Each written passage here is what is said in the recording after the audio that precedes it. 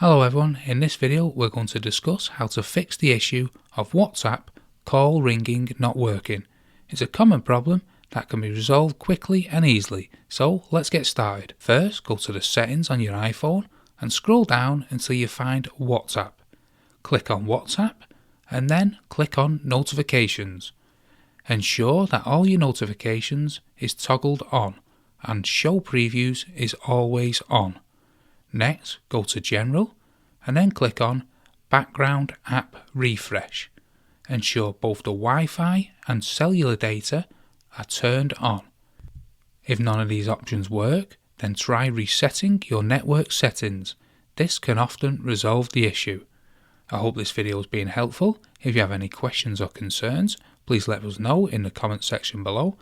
And as always, don't forget to like and subscribe to our channel for more useful videos like this one. And thanks for watching.